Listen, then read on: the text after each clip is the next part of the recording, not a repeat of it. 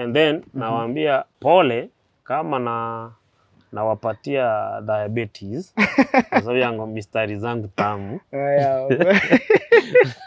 Sasa kitu na promise kwamba diabetes lazima kwa sababu sasa ndo naenda kuongeza utamu sana. Okay.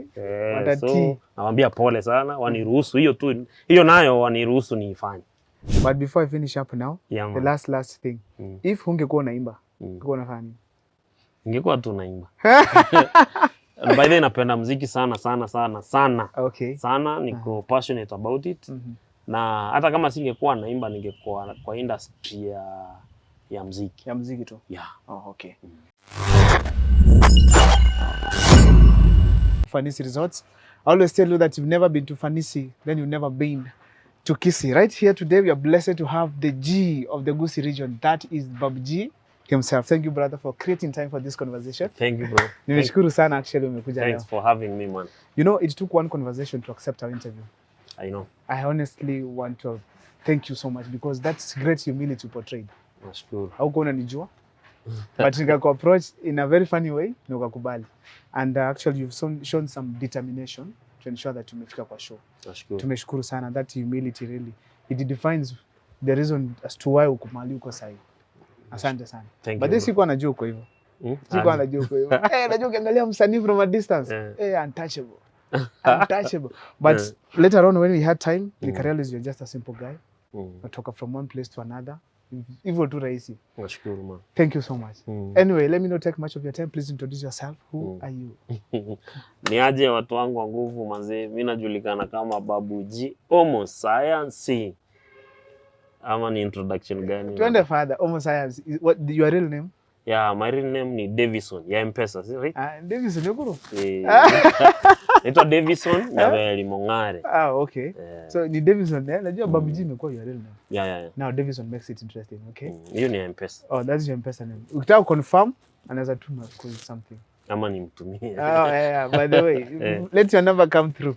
Now, Davison, Babu G, now usually we like telling the story where you come from. Yeah, man. The school you went to, so that you can inspire people from where you come from back in the villages. Yeah, uzaliwa wapi, soma wapi, primary, secondary? So me, I'm a village boy. Okay. Yes, nimezaliwa a village huko Nyamira, inaitwa Mokomoni. Mokomoni si Nyamira, Borabu constituency, Kiabonyor ward, Mokomoni village. Noma. And then I went to Joyland Academy. Nikamalizia shule ilikuwa inaitwa Bumbata Academy. Bumbata, yani Bumbata Masomo Academy. And I went to Nyamiranga High School. Nyamiranga, actually I know it. Iko hapo tu home. So that's why I'm telling you I'm a village boy. You're a village boy. Yeah, man. Okay. Now, married? Yes, I'm married. Oh, okay. It's everywhere. It's everywhere? Yeah, I didn't know. Yeah, I'm married. Because I already confirmed. I have a ring. Oh, you have a ring? Yeah. Actually, I'm the only artist mwenye na ring. That's I hope so. I don't know. No, ni wewe peke yako. Ni wewe peke yako. Lakini watu wameoa hapa hivi. Nimejasema. As we proceed, in my hand here I'm holding what we call Fanisi International Hospitality College, booklet. This is a college that is at Ufanisi Resorts. You can always come here for various courses. One of them being, let me read to you, one of them is food and beverage services. And then we have international cookery, housekeeping and laundry programs, front office courses, pastry and bakery, kitchen courses, coffee house programs, and of course the art of mixology, mix. Make sure that you visit here, because one thing I heard about this place, it is that the moment you go through this system, the Ufanisi International Hospitality College, you'll get an opportunity to go to Canada for an internship. Please make sure that you have this opportunity, grab it and use it well. Babu G, let's proceed. Yeah, man. Now, so you went to Nyamiranga High School. Yeah. Okay. Since you finished from Actually, it's Nyamiranga Secondary. Nyamiranga Secondary? Yes. But they even me went to a secondary school. Yeah. Mongoli ni shule kubwa. Oh, ni shule kubwa. Oh, okay. Hata Nyamiranga is a big school. It's a big school. They're in the same level, I think. Sindio? Yeah. Yeah, they're in the same level. Now, how did you begin this journey of being an artist? Ulijua lini wewe ni artist unaweza imba? Yeah, so nilikuwa napenda music. Ilianza na passion, kwanza kupenda. And then as a mimi being a village boy, kuna wale makuzo, wale wanakuanga Nairobi. So when they used to come huko village, sasa kuna zile ngoma nimesikia lakini sasa sijashika. So I used to tell them, manze simnisaidie nijue kangoma fulani kama ya nini hivi. Pia mimi nikienda pale shule na shine. Nikienda unajua nikipiga hakuna mtu anajua hayo ngoma kaa hiyo. So nikienda niimbe ngoma kama ya Jimwat pale under 18, watu wakibambika. Nikasema kumbe manze I can do this. And then kuna wasi walikuwa wamekuja hiyo shule. Walikuwa wametoka hizi national schools. Walikuwa wamekuja Nyamiranga. So kuna wawili walikuwa wasanii. So nikaanza kukaa close na wao. Inaona mazee wakiimba pale mademo wanabambika. Yaani wanakuwa master boys pale shule. So nikasema pia mimi nataka. This is what I want. Nikaanza wakanifundisha kidogo. So nikiwa form 2 nikaandika ngoma yangu ya kwanza. Yani niliandika, unajua sasa ile shule ni SDA. Man, SDA ina platform ya kushine. Most of them actually. Hadi Mongoli ilikuwa SDA. Hainanga mahali unashine na hizo manyimbo. So I had to do a gospel song. Ile time ya maombi Saturday ninapata nafasi na shine pale mbele. So nikaanza kupiga ngoma zangu zikaanza kukua ni anthems pale shule. Basa tukitoka nje games pale ninapiga hizi za dunia. Za kawaida. Wase kujeni hapa. Alafu Nyamiranga was mixed. Yeah, ilikuwa mixed. So you were able to deliver well sasa. Yeah. And then nikangangana after high school. Nikaenda Nairobi kutafuta studio. Because me I believed kwa the best studios. Nilikuwa najua Calif Records na Jomino. So I went to Calif vile nimemaliza shule. Nikaenda Calif manze. Hata mlango haikufunguliwa. Na nimeitafuta kuko Pumwani. Nimeenda first time niko Nairobi sijui. So nauliza everything nauliza. Kutoka mahali niko nauliza, kufika town nauliza gari za Pumwani ziko wapi. Ile tu kitu nilikuwa nasikia iko Pumwani. Nimesikia maybe pale ma interview kwa William Tuva. Hizo mahali iko nauliza. Nikaenda man kutoka pale kwa reception ndo niliuliza, kuna msee alikuwa hapo reception. Nikamuuliza manze nimekuja studio. Akaniambia enda uko na do? Nikamuuliza ngapi? Akaniambia 20,000. Kurekodi ngoma hiyo time. Sasa hiyo ni do sijaishika. I think hata school fees yangu. It was 2003 or something or 4 or 5. Hapana, ni juzi. Najua mahali unaelekea ni juzi. So no, I'm trying to connect. Ni juzi. Time Calif Records ilikuwa 2011. Calif Records 2011 bado ilikuwa. So nikaenda. Wakaniambia ukipata hiyo do ukam. So nikaenda, sikuona studio na sijaiona. Reception tu na ukam. Mimi sijaiona studio vile inakaa.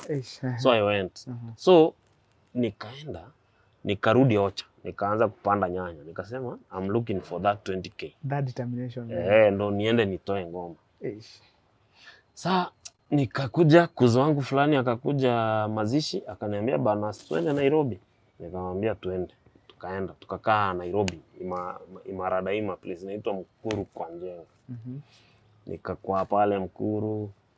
So nikapatanga kazi fulani ya garbage collection. Nikaanzanga lakini mimi natafuta ile 20k. Ukumbuke tu ile iko pale.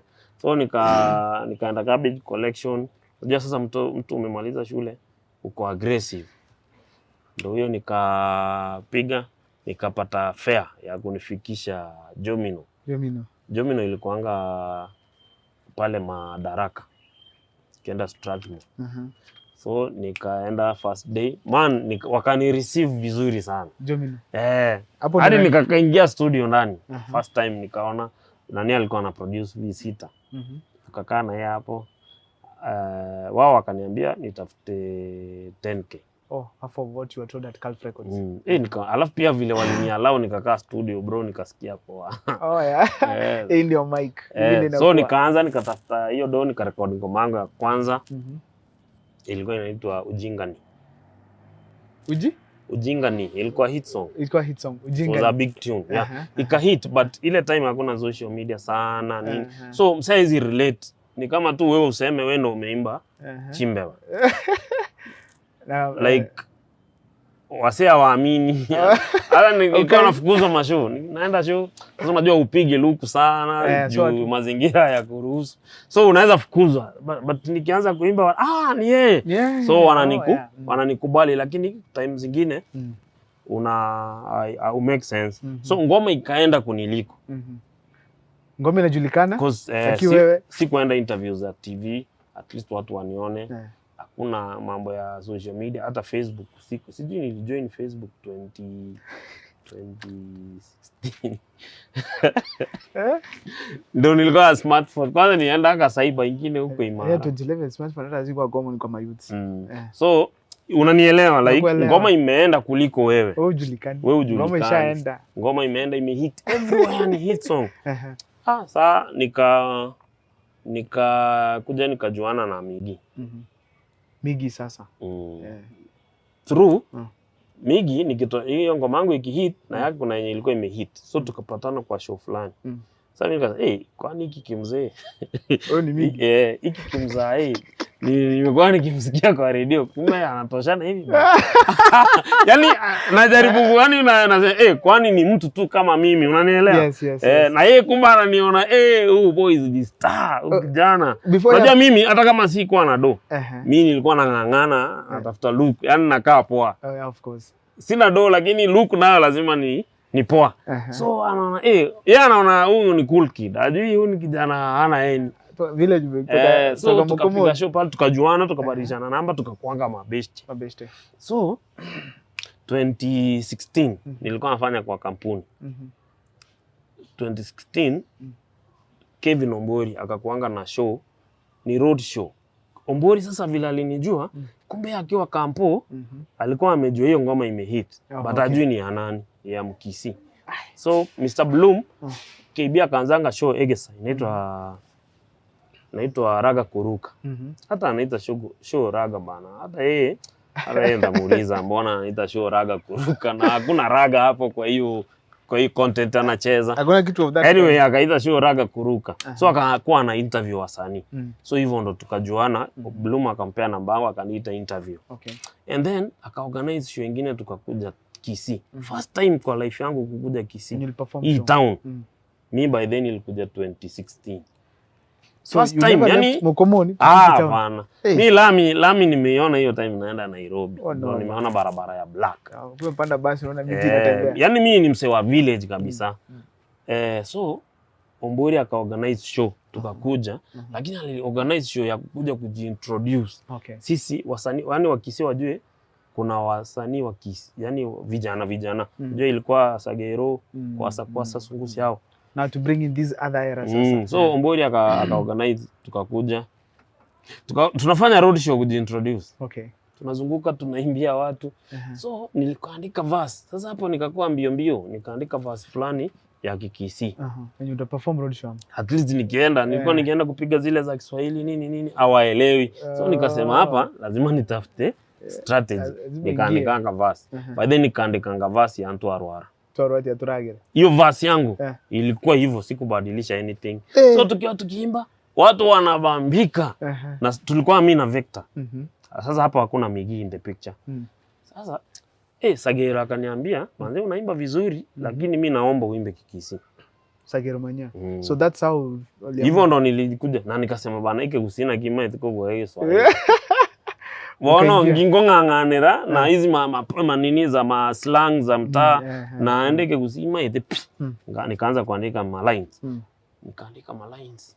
Sasa tukakuja tukafanya kitu inaitwa talent search.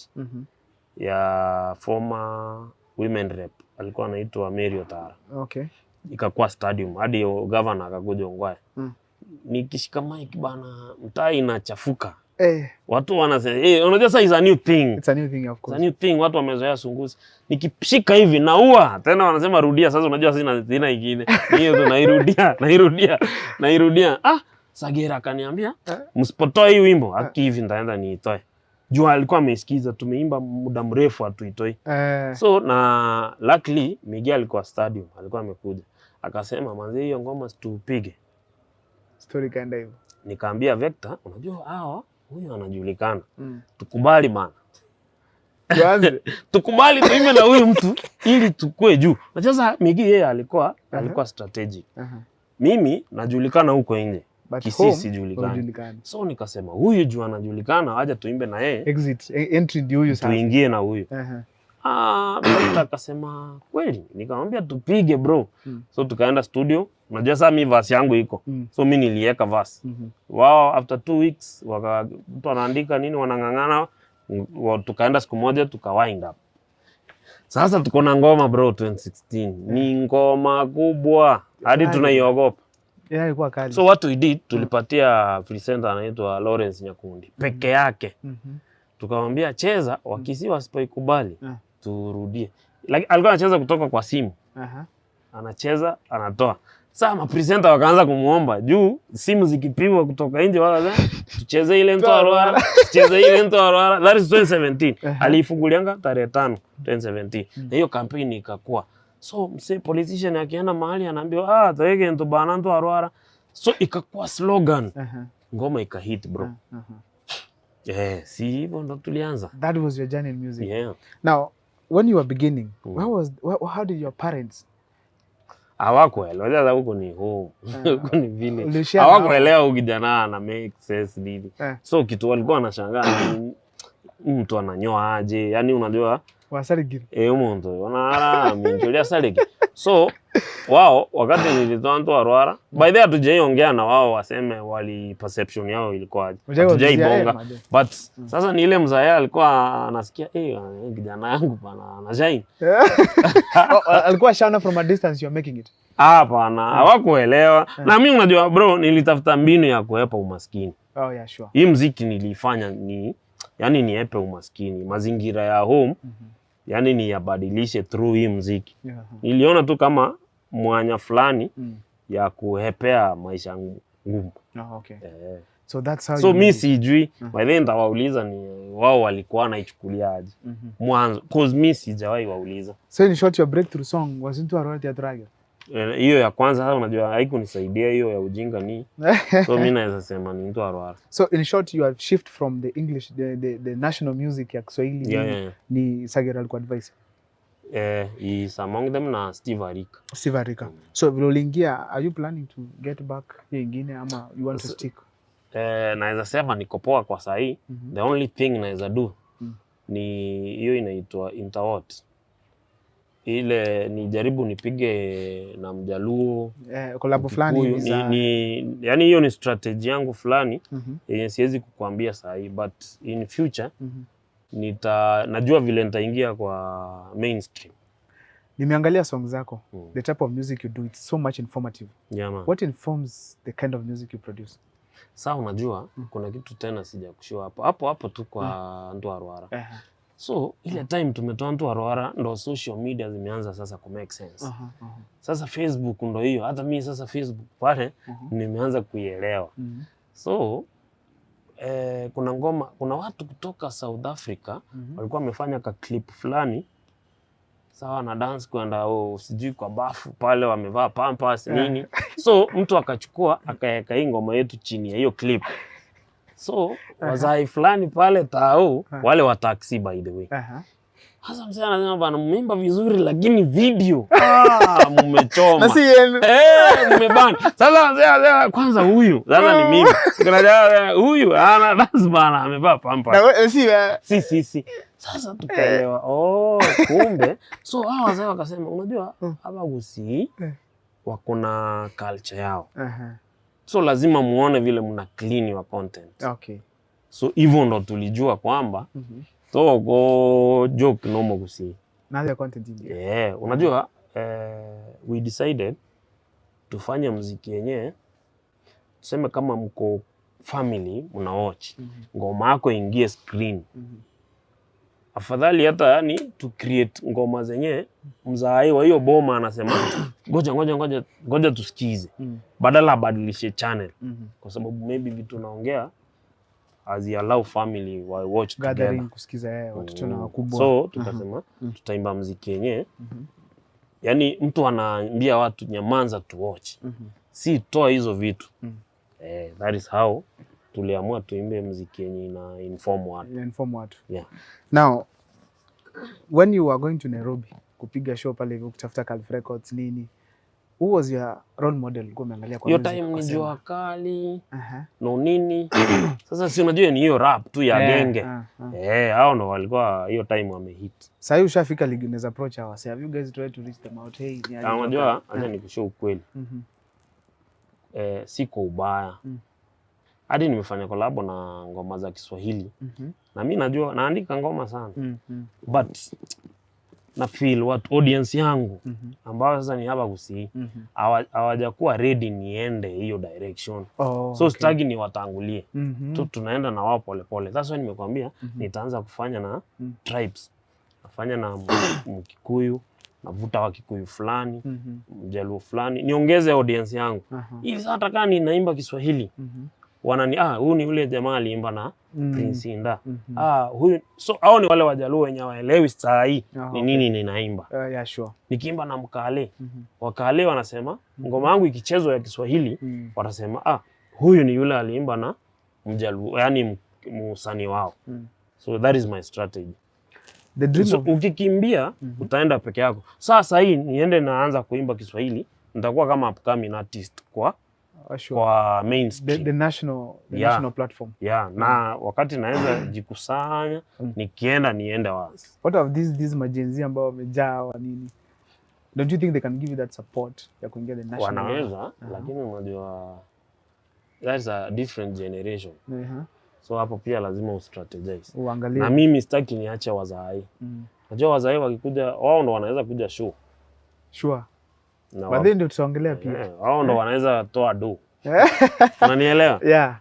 Mimi nilikuwa Gen Z time fulani. So nilielewa situation nilikuwa. My comrades do hawananga do sana. So siwezi acha wazaai. So lazima nitoe ngoma zenye na bamba wazaai na mavijana juu ya maflow wanapenda. So lazima kuwe strategy. Doing the cultural Kisii music, it is just simply what is happening in other tribes. Wakikuyu wametoa zao, we know the likes of Prince Inda kutoka Wajaluo. What do you think the Kisii music ina miss? Inafanya like atuendi pia sisi to that level yao sasa wamefika? Because you guys have been in the game and you're doing an amazing job. What do you think is this that is missing? I think ni mimi na blame wale watu walikuanga. Wenye walikuanga before. Zamani.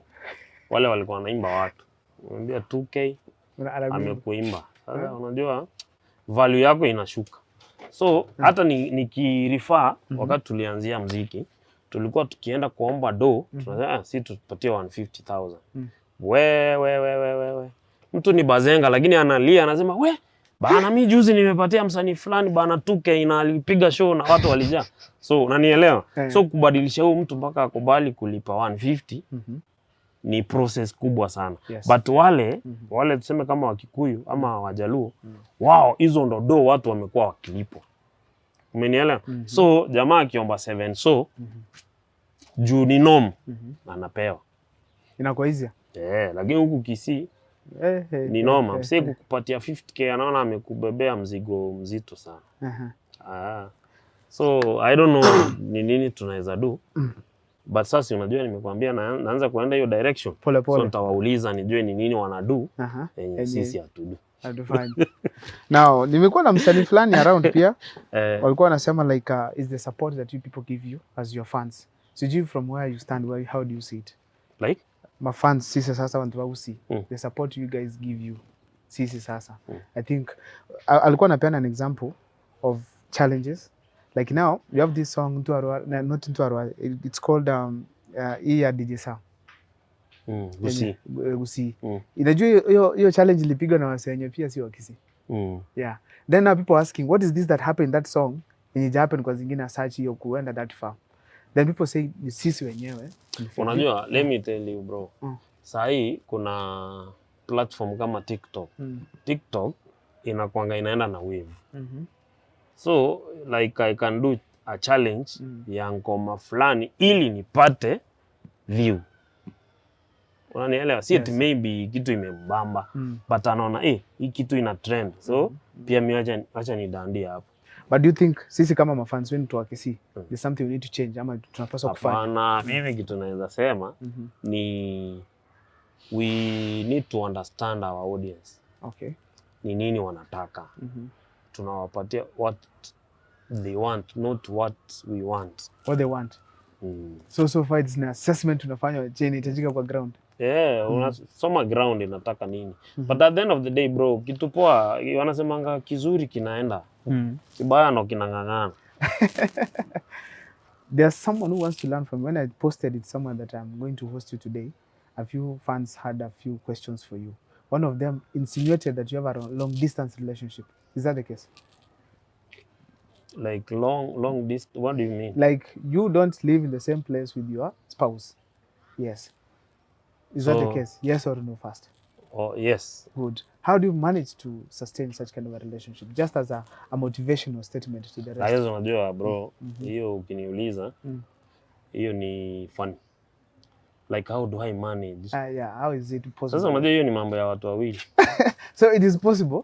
You can manage. Yes. You know the question that I'm bringing is walikuambia uniulize hivyo. No, someone just asked, what is this secret? Because you have relationships. Yeah, anataka pia kuingia kwa hiyo long distance relationship. Actually, alikuwa ananiambia like failed so many of them because of distance.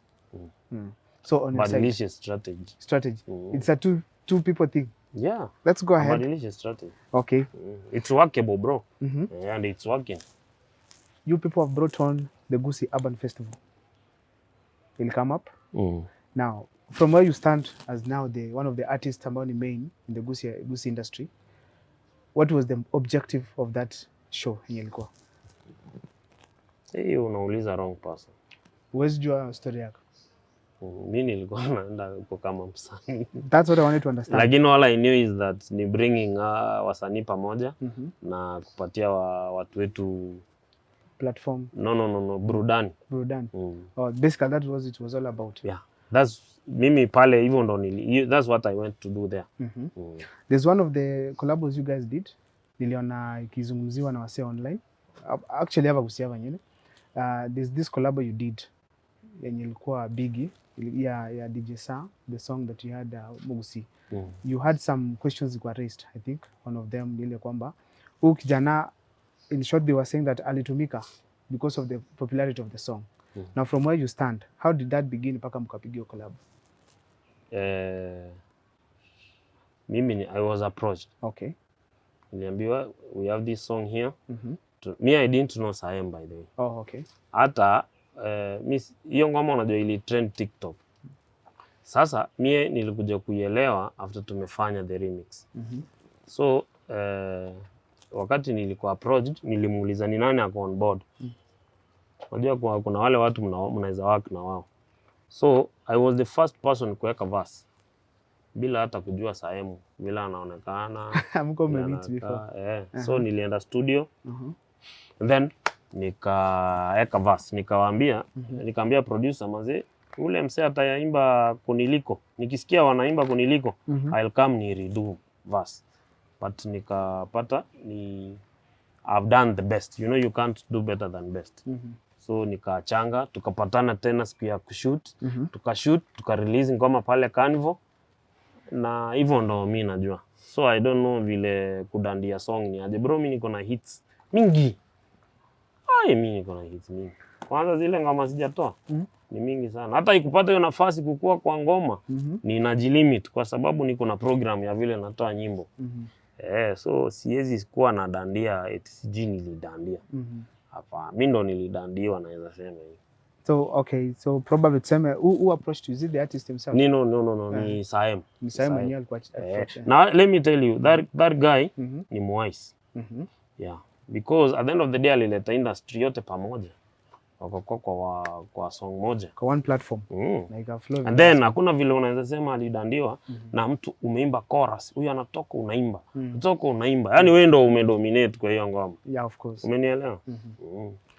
Now someone also insinuated niuliza about collabos, but I think you've talked about it. No, sema. Yeah, walikuwa nauliza about are you people planning to do the national wide now collabos, the national ones, apart from the Kisii? Because you've done so many collabos within the region. Unajua ukiniuliza bro, acha nikushow. Niulize mimi. What are you people? Are you people? No, mimi ni mimi. Okay, wewe sasa. hiyo nilishajibu. Ndio nilikuwa nakwambia ulikuwa mzungumzie in case there's something you had left at least No. because people are asking of course nikuulize tu like are you expecting to see unaangalia collab, what are you getting out of it at the end of the day. You can't be everywhere na gonna give value na ina add kwako. Yeah, but collabs inakam. Now, do you think the Gusii artists or general artists in the country have a role to play in politics? Who? Have a role to play in politics? The Kenyan politics? Yeah, the Kenyan politics. The Kenyan politics at large. Yeah, mnakuwa na role mna play. Tuko nayo, unajua sasa ngori yetu, role yetu inakuanga limited kwa sababu the moment najiassociate na mtu wale wenye wanampinga wananiona kama adui yao tayari. Yes. So kitu tunaweza do ni kufanya ngoma hizi zenye zinaelimisha watu about uongozi mzuri. Alafu unawaachia wenyewe wanachagua. Wanachagua wanataka. Yeah. Now, I can't really finish the show without asking a few questions about niulize tu maswali. We have this gentleman anaitwa Murara Kebaso. He's a man from Kisii here. Yeah. What do you think about him? Being a youth from this region. Yuko vizuri. Ni kijana amejitolea, but sasa unajua lazima tumsupport kama as a Gusii community because he's one of our own. Yes. So wale kitu na feel vibaya ni wale watu wanamkondem. Unajua is a brother. He's a brother, yes. He's a brother. Urafiki, yani unajaribu huko mubisi obogetirianda wa your brother. Anyway, hata si Murara Kebaso peke yake, tuko na kama CS Migosi. Migosi, yes. Yeah, si tunafaa kukua frontline pale kumudefend. Sisi tukiona makosa yake si ndo wa kwanza tena kukondem. Tunafaa yani mpaka last minute tunamprotect. So Murara Kebaso ni na feel tumsupport na yeye mwenyewe kama out clear. Unajua anasema hataki kusimama ubunge, unini useneta, anataka sijui ana high for the biggest seat. So apange mikakati yake vizuri. Si mimi nitampigia kura. Akisimama urais leo. Wallahi hivi na kwa sababu at the end of the day ni kijana kama mimi na pia ameonyesha kwamba yeye kitu anataka ni vile hii Kenya inaweza songa mbele in a positive way. So he has assured. So let him do what he is doing, but akuwe careful. Unajua gavana hayo unaielewa. Noma. Akuwe tu safety yake iko ndo unajua safety inaanza na wewe. Kabisa. So akuwe safe. Akuwe safe. Because you know unaelewa bwana. Politics ni dirty game. I'll make request moja to the artists. Akamwambia saizi toeni ngoma zinahusu uongozi mbaya. Akasema so that at least zisaidie in civic education. Do you expect one from you soon? When the right time comes, nitatoa moja for civic education. Yeah, because basically una Gusii, they can really help a lot.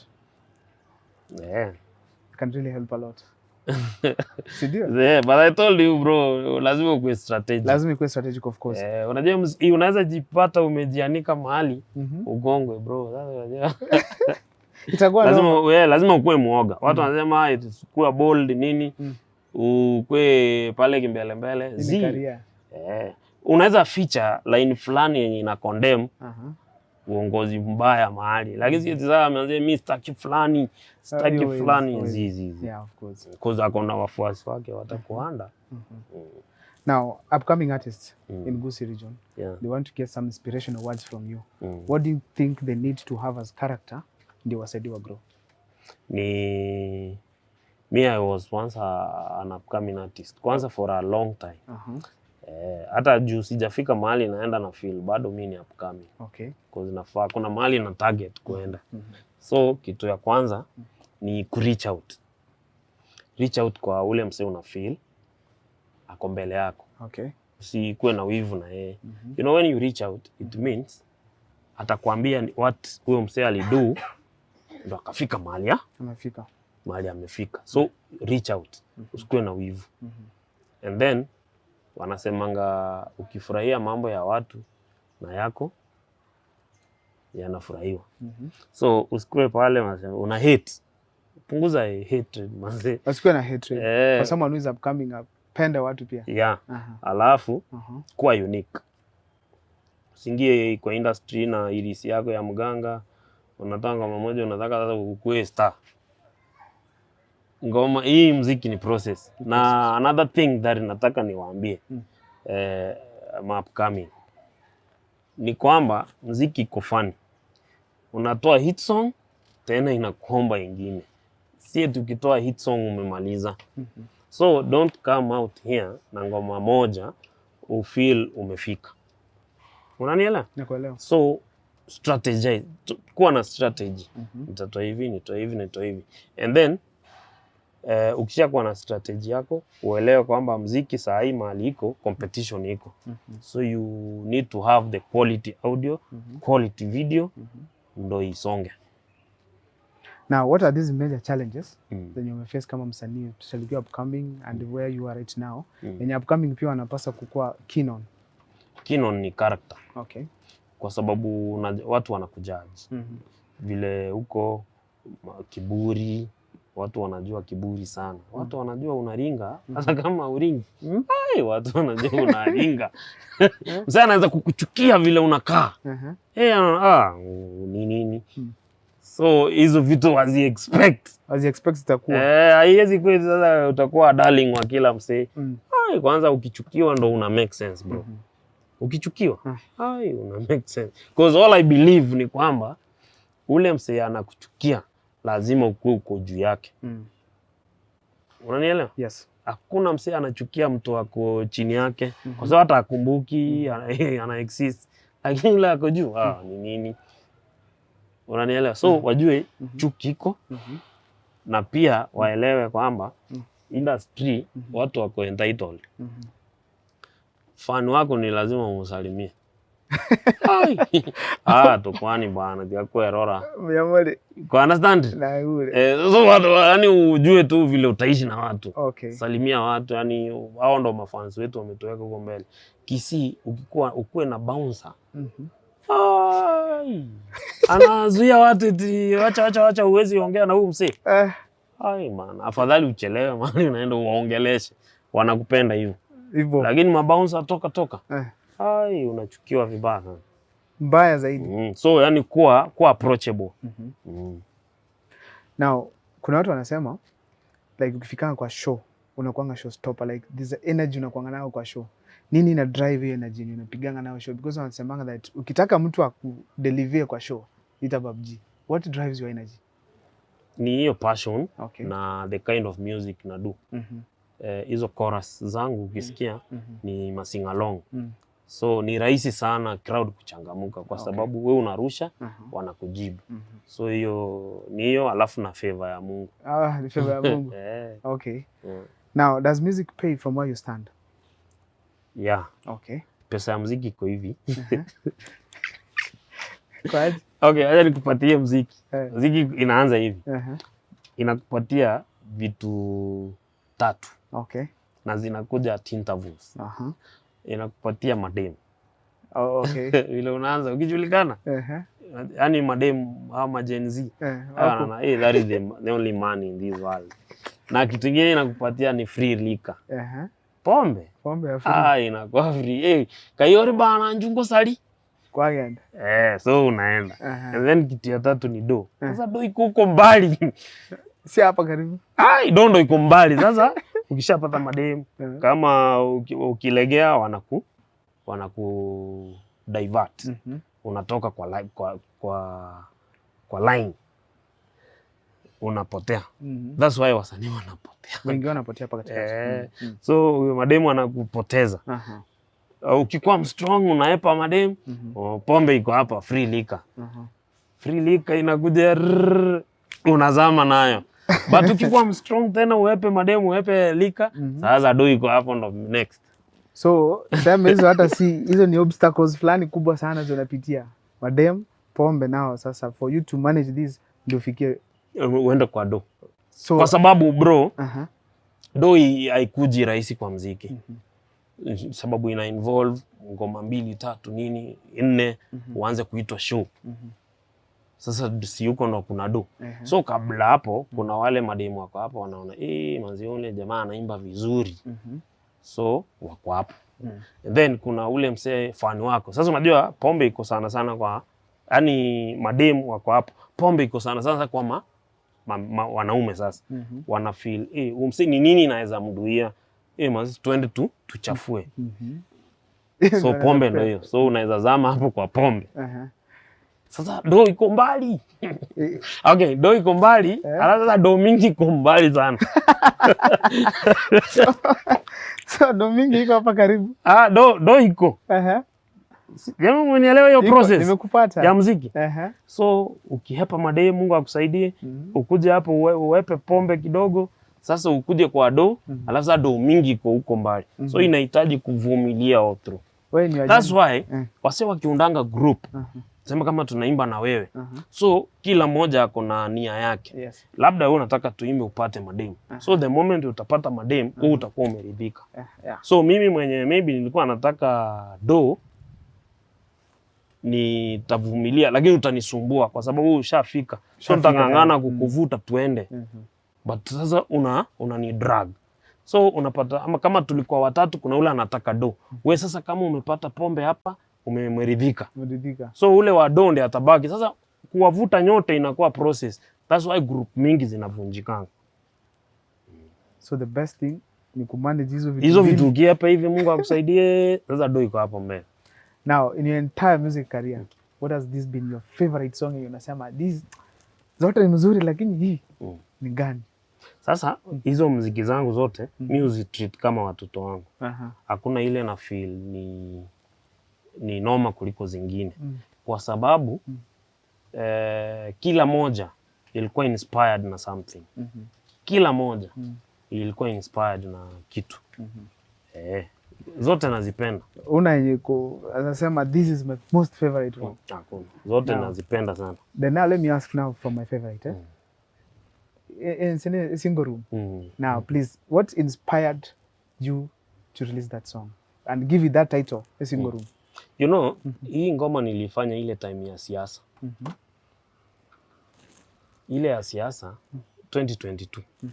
After ile election. Niliona vitu zimebadilika bana. Kuna wale watu walikuwa powerful, hawako powerful anymore. Yaani vitu zimechange. Uliona kama hata tuseme president. Yaani manze unaona anapewa sword, yaani vitu zinabadilika.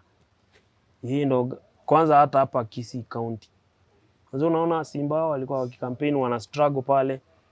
Kesho manze hadi anasema manze governor anaenda kutoa bendera kwa gari yake aweke kwa yangu. Yaani vitu zishabadilisha. Marafiki wamechange. And then sasa pia mimi nikasemanga hii dunia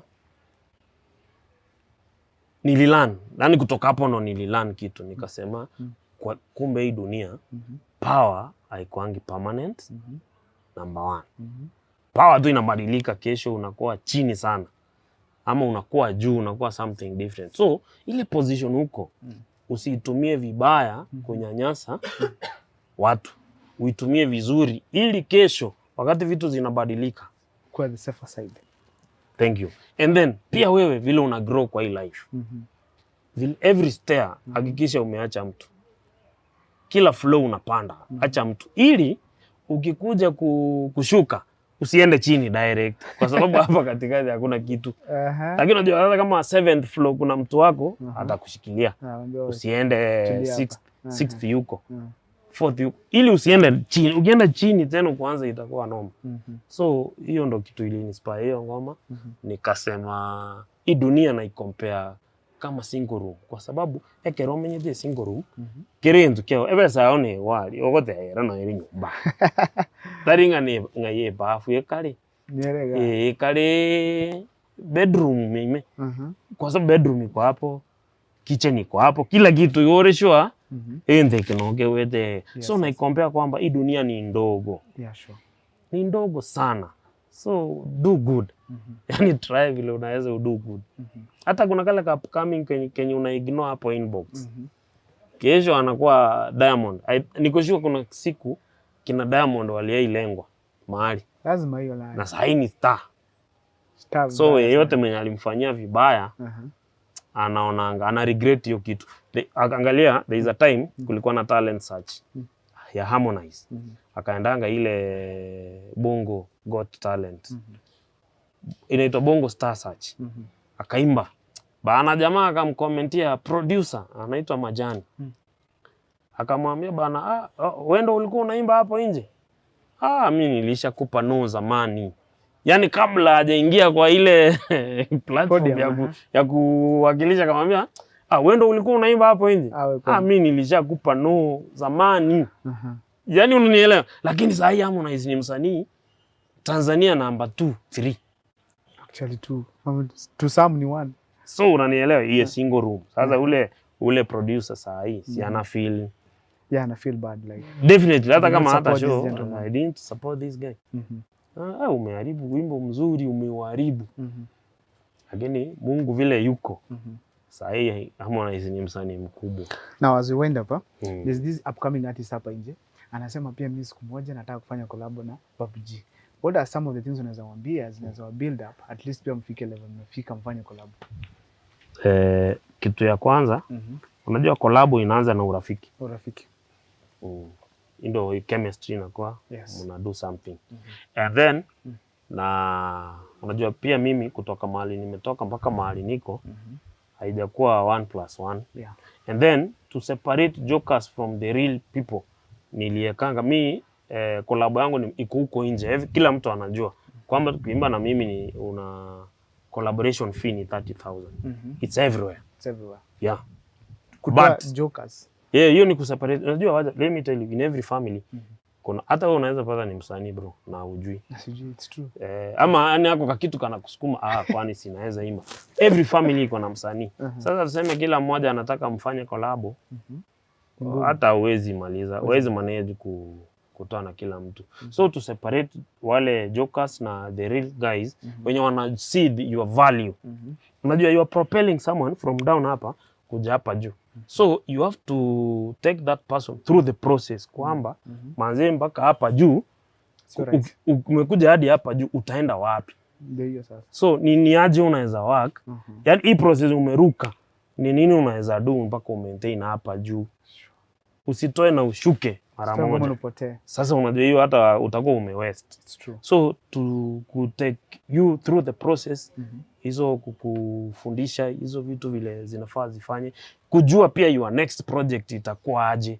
Kwa sababu kama tumeimba na wewe naweza taka pia usonge. Unajua mimi nimeimba na Kudu, hao ni wasanii nimeleta kwa industry. Na Kudu si yako game vizuri. Kwa sawa. Nimeimba na wasanii wengi sana wenye wana make sense saa hii. So that's why niliweka hiyo fee. Pia imenisaidia kwa sababu sasa hivi watu wanani approach ni watu wanataka tufanye kazi kwa serious. Hakuna joke hapo. So collaboration kila mtu anajua ni 30,000. Iko kwa rate card yangu. By the way mimi ndo nilikuwa msanii wa kwanza kutoa rate card. Rate card kwa sababu inanisaidia. Tuseme kama unataka kuniita show mahali fulani na umeona rate card, unajua msee tutachezea hapa. Tuna negotiate. Unaweza niongeza do ama uniambie manze ndo tunaanza tucheze hivi. Now your fans, what should they expect this year? Mwaka si imeisha bro. It take some time before of course we release stuff. So is there an upcoming thing that we should expect? Definitely. Niko na ngoma mingi. Mingi zile nimerecord ziko ndani na niko na video mingi. Niko na video kama 7 zenye ziko tayari. Zinafaa zitoke. So only that this year niliacha because nilikuwa na lot, nilikuwa na do kutoka January kuja mpaka July nikamaliza. So kutoka July nikatoa ngoma moja yenye tu ilikuwa ina complement what I was doing. So sasa ndo naenda kuingia tena kwa game nijue ngaye bitao vile nsa muse manye ngia abantu ndaba it make sense, but I have a collaboration with an upcoming artist. Niko na collab na yeye inatoka hii interview na yeye alini by kesho. So kesho pia ndo tunatoa hiyo ngoma. Kesho ndo mnatoa ngoma. So tutaziweka. So niambie watu leo. So tuweke leo because of that, ndio? So weka interview leo, ngoma tunaitoa kesho, ni msanii upcoming. Kwa hiyo process tu ya kujenga empire. Wakati nitakuwa nashuka maflow. Alisi kwa mtu kushikilia 7th floor akwambia wewe bagi kwa. Kwa wazee wangu kwa kila flow manze. Sasa unajua ile nimerusha wewe kwa flow fulani. Ili ni wakati ninaanguka akuje kunishikilia. And then niko na wasanii wangu nimesign wawili. Wanaitwa Yazidi Classic. Pia wao ndo wanajaribu kuwa shape. By next year kama wameiva tena nichukue wengine. Bro, muziki ni ngumu. Sio mchezo. Ina involve a lot. A lot of things. So na ukiona msee anafika mahali anakusupport, appreciate sana. Appreciate sio mchezo. Appreciate sana. Na pia upcoming artist, si it's wako limited, they can reach out for an advice. Si lazima tufanye collab. Unaweza kuambia ukifanya hivi, ukifanya audio na fulani, video na fulani, kimba hii design. Vile si pia si tulikuwa guided. Utapata umesonga. Badala tu wewe uingie tu. Unajua the problem na industry ya muziki ni kwamba unaweza toka saa hii wewe unaweza ingia studio na utoe ngoma yako kesho. So hiyo process hujaielewa. Ni nini ninaweza do na make sense. Yeah. Now, ukiangalia vile umefika size, is there anything that something? Okay. So far vile tumefika sahi as an artist in the Gusii region, what simple advice can you give or maybe some word for your fans outside as we went up the interview? So mimi kitu naweza ambia wa fans wangu ni nawashukuru mwanzo wamesimama na mimi. You know, a village boy from Mokomoni kukaa hapa interview. Mokomoni iko Barabu, isn't it? Kukaa interview na wewe bro, mimi already hata hii nimesha achieve. Mbona so ni kwa sababu ya my fans. Wao wamefanya naweza kaa hapa. Na pia wao hata tunaambia mipango zetu, like that's why we here. So nawashukuru sana. Thanks kwa wale watu wananikomentia positively na negatively kwa sababu na learn from every comment. And thanks kwa wale mashare nyimbo zangu. Na ikikubamba una feel acha nisambaze utamu. And then nawaambia pole kama nawapatia diabetes kwa sababu yangu mistari zangu tamu. Sasa kitu na promise kwamba diabetes lazima kwa sababu sasa ndo naenda kuongeza utamu sana. So nawaambia pole sana, waniruhusu hiyo nayo waniruhusu niifanye. There's a point I was just missing. You said umesaini wasanii ngapi? Wawili ni Yazidi Classics. Wanaitwa Yazidi Classics. Now, is it that you have a label? Yes, si Omosayansi Kingdom is a label. Lakini sasa ni upcoming. Ni vijana tu tumeungana. Actually they come from my village. When you go to retire, unaacha vijana wanashikilia kazi. Sasa mimi naingia vitu kubwa. Iko best wapi so that for those who want No, Kingdom iko tu hapa hata sasa hivi. Anytime iko tu available. Hata Kingdom ndo hii hapa bro. Lakini tuko hii town. Tuko hii town tuna manuva. Watu wajikaze. Watu wajikaze na waombe Mungu na pia usikue na wivu. Wivu unajua ukikufa na wivu manze uko mbinguni eti Mungu anakuuliza what happened? Eti God ni wivu. Unajua it makes sense. Tupendane manze, tupendane, let's be humble man. Haikucost anything. Mimi naona appreciate humility yako ilikuwa portrayed on my interaction na wewe. Hata mimi nashukuru manze. Nashukuru sana. Najua kuna wasanii wengi ungeita hii time, but umeona afadhali nikae hii nafasi. So thanks for the platform. Nimeshukuru pia umekuja. But before I finish up now, the last thing. If ungekuwa unaimba, ungekuwa unafanya nini? Ningekuwa tu naimba. By the way napenda muziki sana. Sana, niko passionate about it. Na hata kama singekuwa naimba ningekuwa kwa industry ya muziki. Ya muziki tu. Yeah. Ila kuandika kwa sababu najua kuandika sana. Naandika sana. That has been our video and actually our interview from Right Ufanisi Resorts. This is the place to come and of course have fun. I told you there's accommodation here, foods of all types. And also, of course, you can have any form of entertainment you want. You can book for conferences here. Please make sure that you visit Ufanisi website, or even you can come to Ufanisi Resorts itself here. It's just some 1 kilometer or less from Kisii town itself. My name is Abel Mukua. It has been a wonderful conversation with you, bro. Nashukuru. Thank you so much for making time to come here. Nashukuru So sana. next time, I hope next time tukikuita utakam tena. Ndakuja kwanza niite hata kesho bro. Asante I'll sana. come. See you next time. Thank you. Of course, we've been having GTune, Cyprian TV, and Mukua Times. Make sure that you subscribe, like, and comment, and suggest any guest you want to some later questions. Asante sana.